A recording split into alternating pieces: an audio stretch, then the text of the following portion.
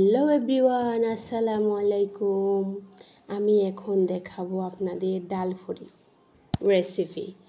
Hello everyone, আসসালামু আলাইকুম। আমি এখানে 1 কাপ ডাল নিয়েছি, দিয়ে এগুলো আমি আগে ভিজিয়ে রেখেছিলাম। দিলাম পরিমাণ মতো লবণ আর হালকা হলুদ দিয়ে সিদ্ধ করে নিয়েছি। এদিকে আমি আবার একটা মিক্সিং বল নিয়েছি। মিক্সিং বলে দিয়েছি আমি 3 কাপের মতো আটা, দিয়েছি সামান্য লবণ, দিব কালো জিরা অল্পটুকু,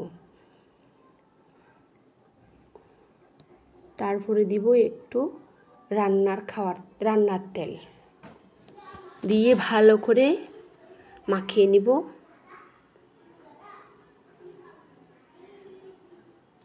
এই যে এভাবে হাত দিয়ে সুন্দর করে মাখিয়ে নিব। এই যে আমার মাখানো শেষ। এবার আমি হালকা সামান্য পরিমাণ পানি দিয়ে মাখিয়ে নিব। এই যে আমার মাখা শেষ, আমার ডোটা প্রায় কমপ্লিট।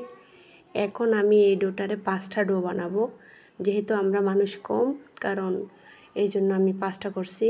এদিকে আমি চুলা একটা তাওয়া বসিয়েছি, দিয়েছি পরিমাণ মতো তেল যখন গরম হয়ে আসছে দিয়েছি রসুন কুচি। আমি একটু এগুলো আগে ভেজে নিব, তারপরে দিয়ে দিব পেঁয়াজ আর মরিচ কুচি।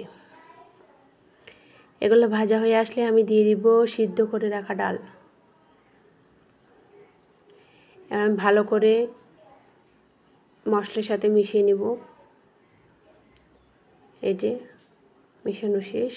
এখন আমি একে একে সব মশলা এড করব। কালারের জন্য দিব একটু হলুদের গুঁড়া, দিব ধনিয়ার গুঁড়া, আর দিব জিরার গুঁড়া, সামান্য গরম মশলা দিব। দিয়ে আমি ভালো করে মিশিয়ে নেব।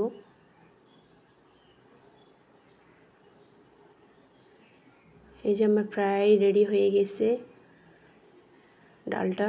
এই যে এখন আমি বেশি ড্রাই করব না, কারণ আমি একটু মাখা মাখা রাখবো, কারণ আমার ওই রকম রাখলে ভালো লাগে আর কি। এক একজনের এক এক রুচি। এই যে আমার শেষ, আমি উঠে নিয়েছি। এদিকে আমি আবার একটা পিঠা বেলে নিয়ে আমি রুটিগুলো বেলে নিব। বেশি পাতলা করব না, একটু মোটা করে বেলবো, কারণ ডাল গলে যায়। এই যে আমি ঢাল দিয়ে দিব। এখন ডাল দিয়ে আমি অন্তনের মতো করে শেপ করে গোল করে আমি এটা একটু ডো করে নিব। আর একটা একদম মোমোর মতো করে আমি শেপ করে সুন্দর করে এভাবে গোল করে শেপটা করে দিব। এরপর আমি বেলবো এটা। এই যে বেলা শেষ, ডালটা বেশি হয়ে গেছে, একটু গলে গেছে, কোনো ব্যাপার না। এভাবে আমি সব কয়টা বেলে নিব। এই যে আলহামদুলিল্লাহ একটা বেলা শেষ। এখন আমি আরেকটা বেলবো।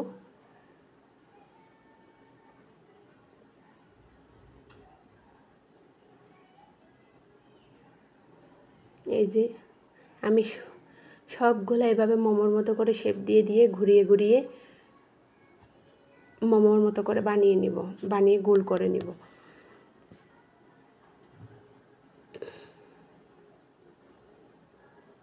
এই রুটিটা বেশি পাতলা করা যাবে না, কারণ মাঝখানে একটু মোটা রাখতে হবে, আর নাহলে মাঝখানেটা অংশ ফেটে যাবে।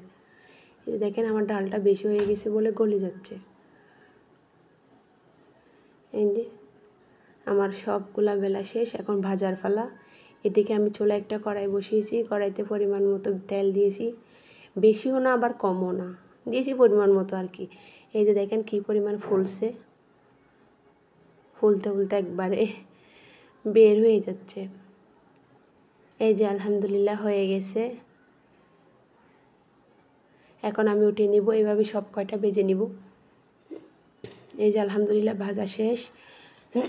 আলহামদুলিল্লাহ, এত মজা হয়েছে। ভালো লাগলে লাইক কমেন্ট শেয়ার করেন। আল্লাহ হাফেজ, আসসালামু আলাইকুম।